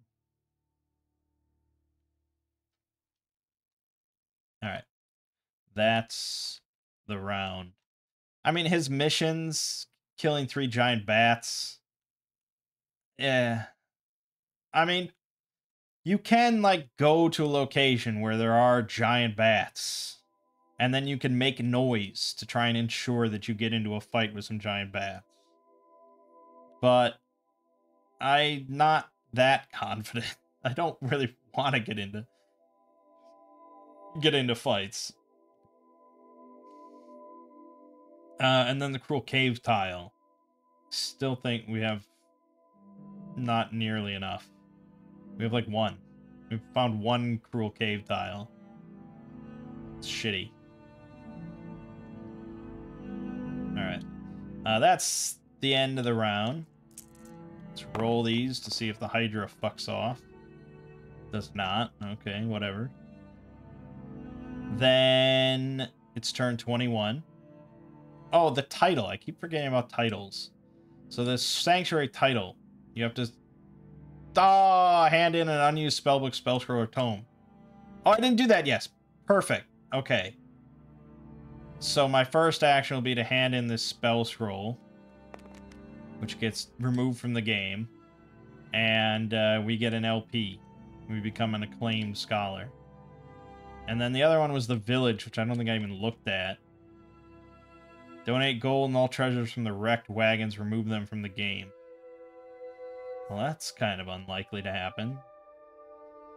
Also, that's a rough one. I mean, it's worth 2 LP, but that's 2 treasures and 20 gold. And you have to take a wound when you get it. Okay, second action. I'm going to try one more time for the spellbook. It's a success. And door. Alright, go fuck yourself. Done with you. I'm done with you, you smith. Third action and fourth action, we're going to move into the Tri-Peaks. The Tri-Peaks area. And there is a treasure site here. It is the Horde. Of course it is. Okay. We'll see, I guess. That could be my success, or that could be my death. Oh, no, we got ogres. Ogre. We got 1 ogre coming our way. Are we gonna kill this bastard? First of all, let's roll our hide. We don't have to re-roll anymore. And we are hidden. Good. Alright. The ogre. 3 health. Pretty much means a no-go as far as I'm concerned. Also, I never rested. That was dumb. So we cannot cast illusion. We can't get any sort of auto kill. If he was unarmored, we could, but he's armored. So no auto kill, no go. I can evade him, but I can also just say fuck you. So it's kind of the same difference.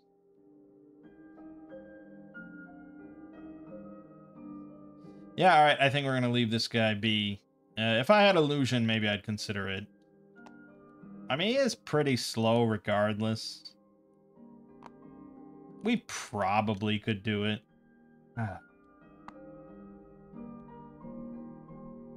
But I'd have to hit him 3 times with the hand axe.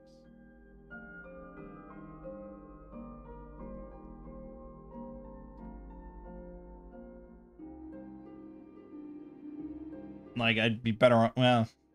Yeah, I mean, I kind of would be better off hitting him with the sling and hoping to get like double +2, just one-shotting him. But the odds of that are quite slim. Like, that would be -1, which would be no damage. Waste of my turn. 3 times is a lot.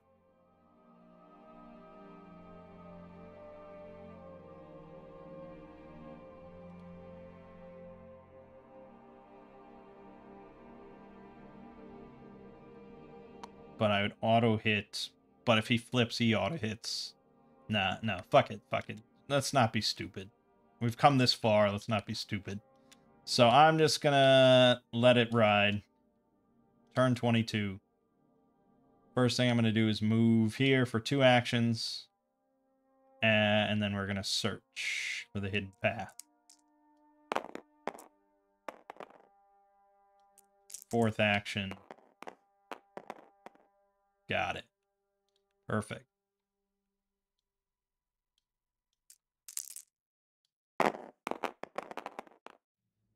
We got Scratch and Swamp. We're perfectly okay.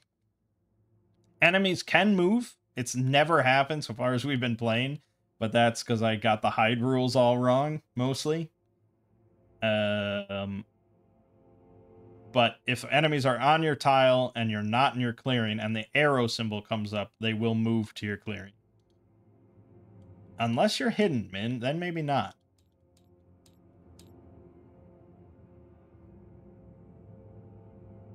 No, I think it ignores hidden no matter... So yeah, they move to you no matter what.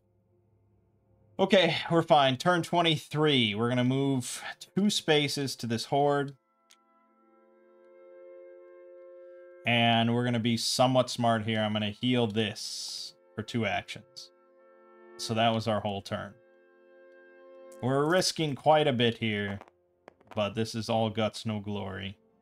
We got Stench and Plains. So we got the Ogre again. 2 of them this time.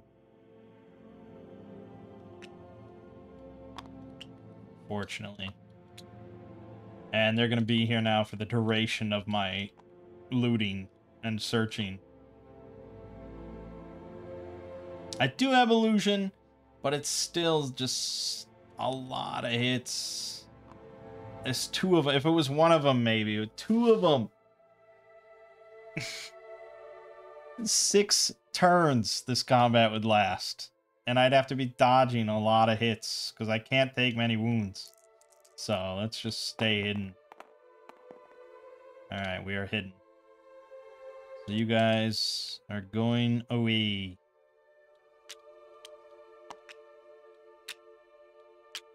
Turn 24. Our first action is sneaking, of course. Let's hide. We are hidden.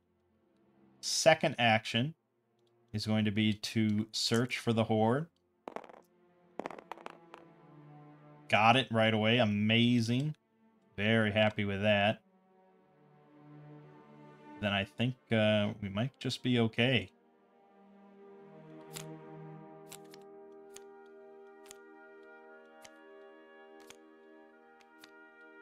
Well, no, hold on, hold on. That was my first search, right? I sneak for free, so it wasn't my first action. It was just a free sneak. Well, not technically free, but... so now this is my second real action of 4, and we're going to be looting. 3. We got the Shield of Defiance. It's technically better. But, like, it doesn't really matter that much. But it is an epic treasure. Yes. Okay, my third action. Another loot. We actually get the top treasure, the first one. The Bejeweled Helm. It's not really that great, but it's worth 16 bucks. So there's that. Fourth and final action is going to be to loot. We're being a little greedy. Fifth treasure. Ooh, the Artificer's Concoction. So for one might cube, we can do potentially 4 damage. Not shabby. I mean, it is a ranged attack, unfortunately. But chances are we could kill an ogre. Okay, end of turn. Let's roll these bones. We got Woods and Roar. We're okay there. It's turn 25. Now I have to decide if I want to do the sneak again or move away and move on with our lives. There's still 5 treasures here. It seems foolish to do anything else. So let's sneak and hide. All right, we're good. I mean, that symbol of stealth, man, so nice. We've been using that so much. All right, we get the 3rd treasure. This was our first action. Tome of Tricks. As a one-time use, we can gain a gray cube.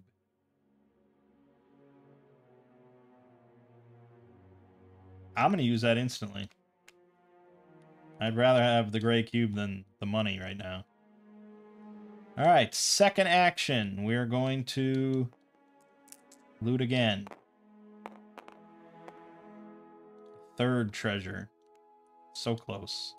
All right, got a potion of flight. Let us fly anywhere we want. Oh, you know what? I was going to then move, because we need 2 actions to move out of here, but now we have flight. Which is pretty nice. And I'm sure it explains flight somewhere. You'd think it would explain it in the move section, but you'd be wrong.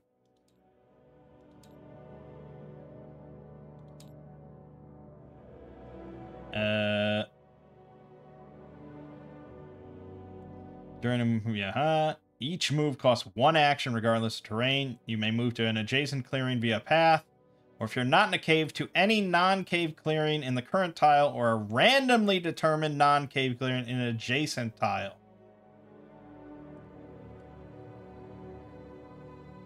So we could just fly off to the decayed swamp, although we might end up on top of the Hydra, and we wouldn't be able to hide. So that would be kind of shitty. But we could just fly back to the sanctuary. Or head in here. I don't know. Can you explore? I don't think you can.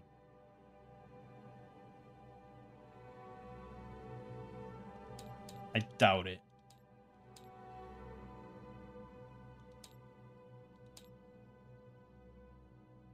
No, I think they would. I think they would mention that. But yeah, either way, we can just fly somewhere else. Move on with our lives.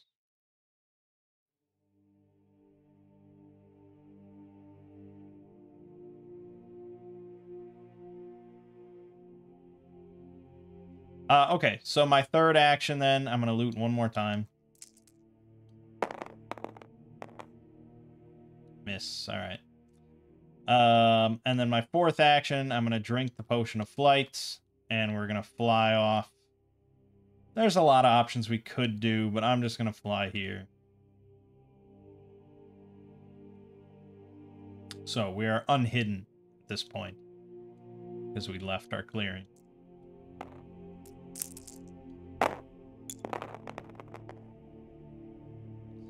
We got stench and caves, so god damn it. We actually get 2 more ogres showing up. There's only 1 ogre left. That's all we got. Alright, let me roll my hide attempt. We're good. I don't know, I could blast him with the Artificer's Concoction. It's kind of funny to me.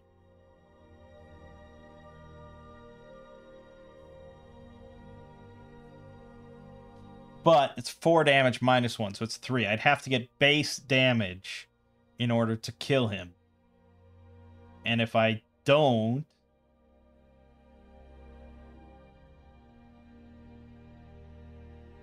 it just wounded.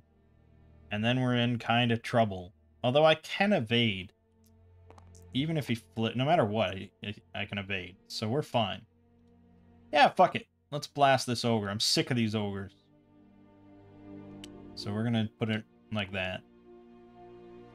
And this is gonna be an ambush. He does see if he flips, though. He does not flip. So now I automatically hit. And we see if we kill him. Remember, we take the lower result. So -1 is 2 damage. Fuck. Ranged attacks are rough. Yeah, unfortunately. It's 4. -1 because he's armored.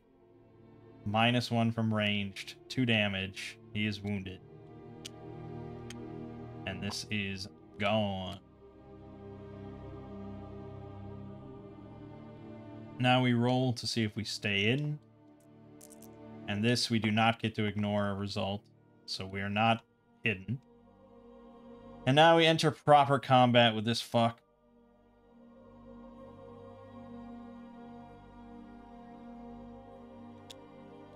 Okay, so I need now, with sharpness, 3 damage. Because he has 2 health. So really, if I do this, I can insta-kill him. But I'd have to do this. And then, yeah, actually, that's a kill. No matter what, even if he flips. We're faster, and we insta-kill him, and it's done. We'll check if he flips, just to follow the rules. He doesn't. My attack speed's highest, I go first. My attack speed's higher than his maneuverability, I auto-hit. I do 3 damage.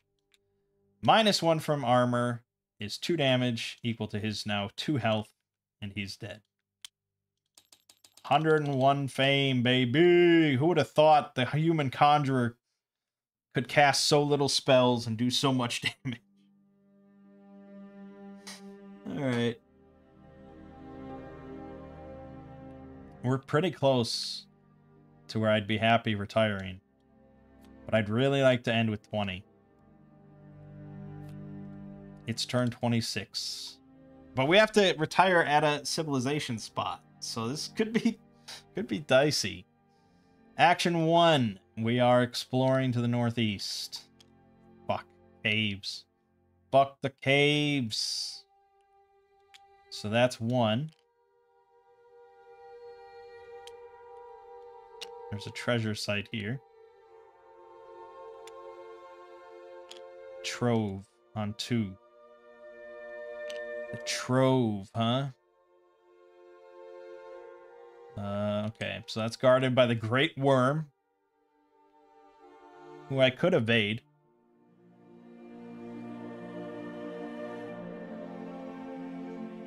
Three deep treasures, 5 treasures.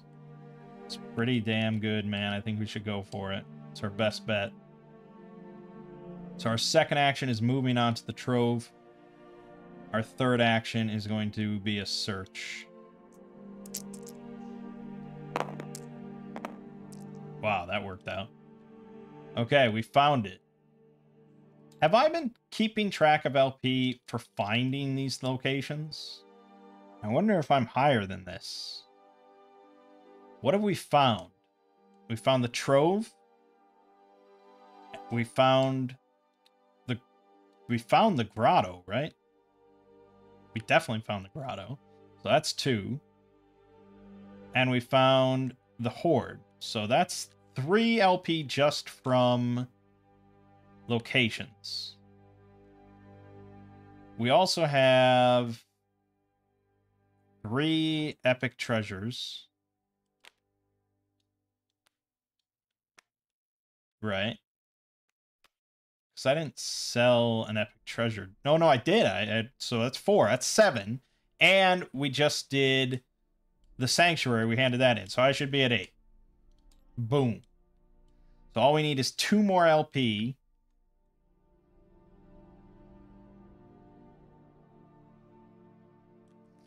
And then I think there's a rule. Yes. If we retire in a non-civilization location, we lose half our fame. Because, you know, we don't come back and tell tales of what we did. So that's the tricky part now, is getting back to that civilization. It's pretty close. It's pretty close. We are just going to have to kind of dodge past this ogre. But we can evade him, so we kind of have to account for this in our turn counts. All right, so that was my fourth action, was finding the thing, which was good. So this is the trove. Okay. So then rolling this. Come on now.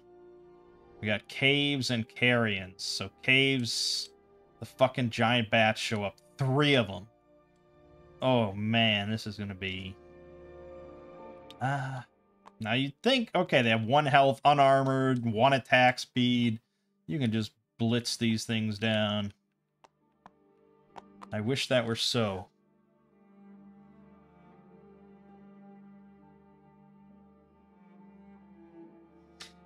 I wish that were so. The thing is, you can't get an auto hit on these, no matter what I would do. And, I could bump their attack speed down to, you know, 0 or 1. But at the end of the day, we're really just like on a dice roll-off. And there's 3 of them and 1 of me. It's not ideal. I think, for now, well... Okay, let's see if I hide. Alright, so I'm hidden. We're gonna just take advantage of the fact that I can be hidden. For as long as I can. And then if we get to a point where I'm not hidden, I'm out there, then we'll deal with it as it is. Okay? So that's that, and it's turn 27.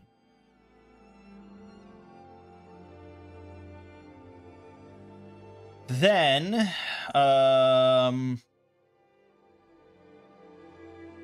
20 says, so I have 20. If I spend this whole turn looting, I'll have 28 to move 1, 2, 3. 29 to move 1, 2, 3, 4. And then 30 to get back here, assuming nothing else goes wrong. So I have 1 turn to do as much looting as possible. But the first thing that I do, of course, is sneak with my free action. You gotta be kidding me. Fuck, that ruins everything.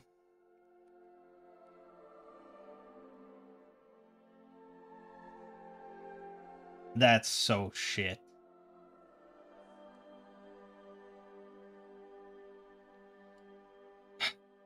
Damn. I mean, it's bound to happen with dice rolls, as we've said. That's just how it is. So,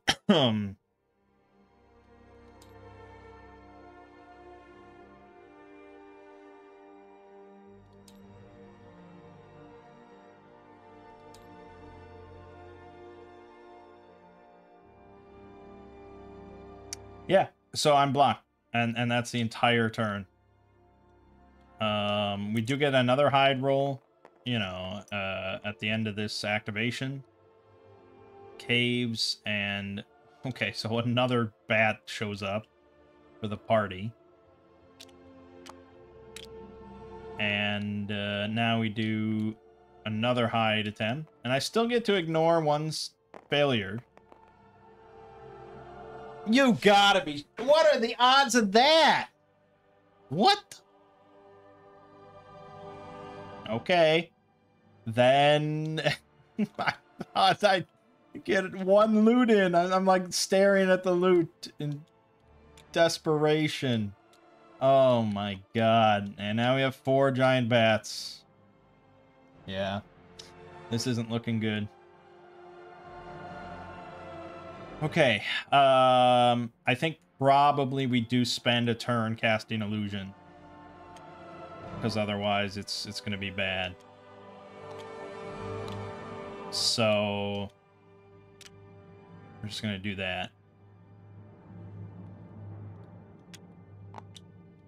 I'm surprised he isn't numbering the enemies, because that makes it a lot easier. And I'm pretty certain Magic Realm numbers the enemies. Maybe not, I don't know. Okay. I mean, it doesn't really matter, so I'm just going to roll the first two, no flips. Second two, no flips. Okay, attack speed. I go first. I cast Illusion. They all lose 1 attack speed. Which means they're all attacking me with 25% chance. First one. Miss. Second one. Miss. Third one. Miss. Fourth one. Hit. I suppose statistically that makes the most sense, doesn't it? Okay, so 1 damage, dings off my armor, and I have to cause a wound. Round 2. We're going to go with 3 attack speed. Just because if one of them does flip, it gives me slightly better odds. Although, what are the odds that the one I'm attacking flips? I think that's like a 13% chance or something like that. But there's a higher chance that the one I'm not attacking flips, in which case they bump up to a 20 or a 45% chance to hit compared to 25. So I probably shouldn't do that. I should keep this as it is.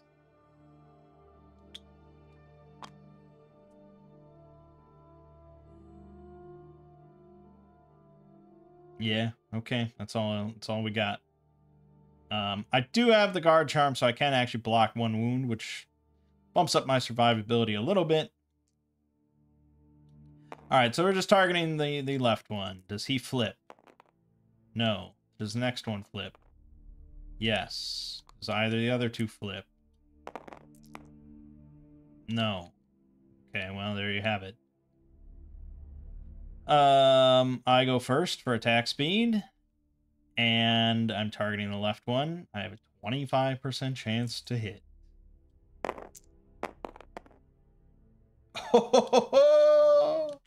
Glorious. All right, next the left one goes. He has a 25% chance to hit.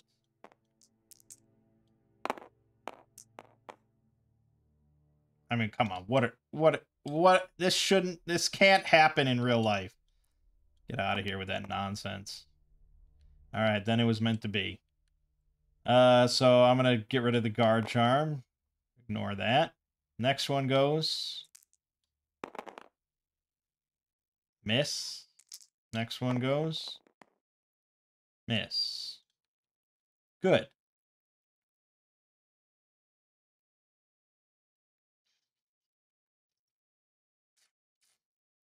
Yeah, I don't like these odds, man. I really don't.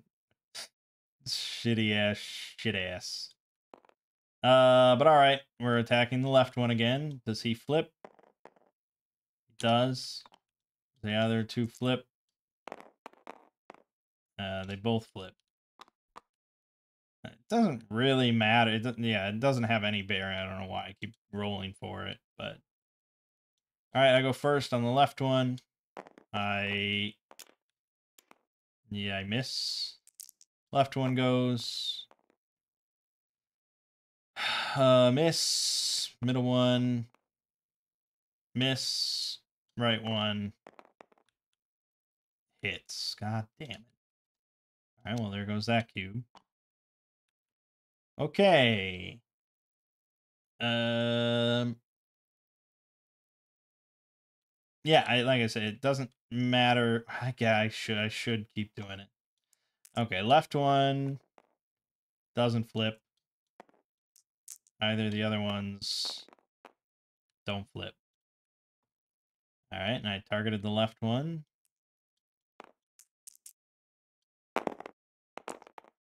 Miss. Left one. Hits. God damn. Well, now it gets a little trickier, although my attack speed doesn't really matter. Middle one. Misses. Right one. Misses.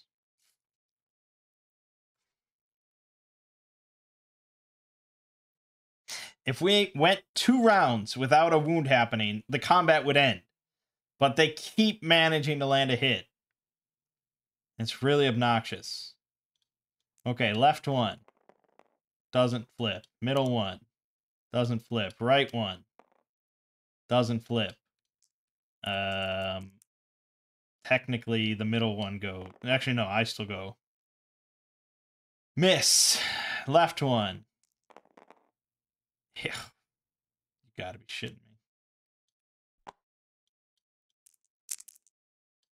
Middle one. Miss. Right one. Miss. Okay. It's not looking good. Left one doesn't flip. Middle one doesn't flip. Right one doesn't flip. Technically now, the middle one goes. And hits. You're out of your fucking mind, dude. Are you serious? How could I miss this many times? I guess there's 3 of them. Like, it's triple the odds. I guess it makes sense. It's just obnoxious. Right one goes now and has equal odds, so he hits. Then I go. I hit. Okay, we got him. He didn't even get to go. Perfect. Left one doesn't flip. Right one doesn't flip. The left one goes and hits. Now I'm dead. Damn. Yeah, they just had such a lucky string of hits. Nuts, man. Damn. Fucking bats.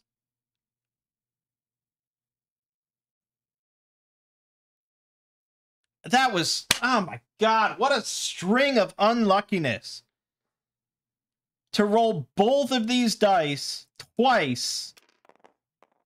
Okay, basically what happened is I rolled 4 dice and all of them came up with symbols. That's what I got to start out the string of luck. Yeah, so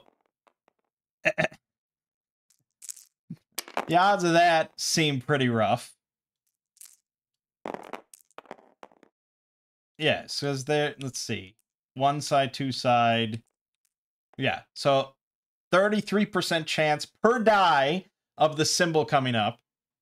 So across 4 dice, that's like what? An 8% chance or something like that of that happening.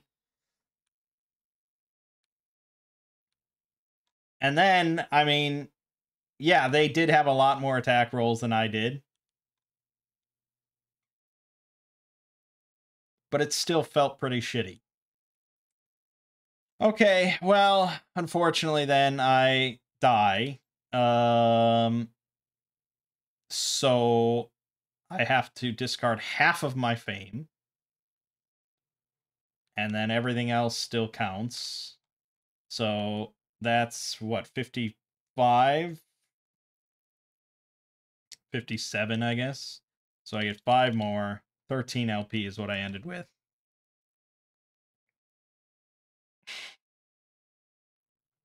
And I would have ended with like 19, or I probably would have ended with 20 had those bats not showed up. Damn, that was so close. Well, I mean, there you have it, though. That's Dragons Down, and essentially it is Magic Realm. It captures a lot of the same emotions and kind of excitement of Magic Realm. The risks you take going into these dangerous locations, trying to desperately get treasure and all that kind of stuff. It hits a lot of the same notes. It's just a lot easier to understand. I like it a lot. I mean, it does frustrate me, but so does Magic Realm. the bullshittery that can happen.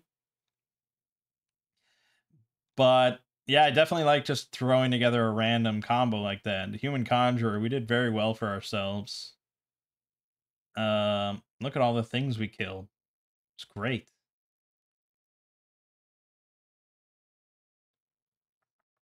I don't know did I count the fame for the last bat? Maybe I'd be at one higher LP. I don't know. Whatever. Irrelevant. Irrelevant. So yeah, I think that's a good enough one to end on. We were pretty damn close to ending pretty successfully. it's as good as we're gonna get, I guess. RNG,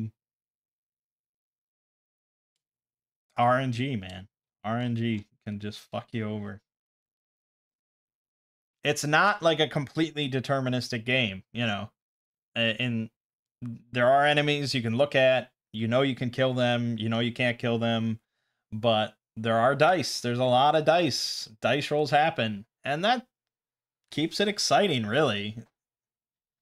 So we'll leave it off here. I mean, you may see some Dragons Down stuff in the future, but yeah, I don't know. Either way, I'm very, very glad I discovered that this game exists. It's right up my alley. And I think it's going to be quite a bit of fun with some other people. Hopefully, like I said, it does well and we get some other expansion. Or fan-made content. I don't know. I don't know. I don't know. Good stuff, though. All right. My name is Mangg. Game you just finished watching is Dragons Down. And I'll see you fine folks around.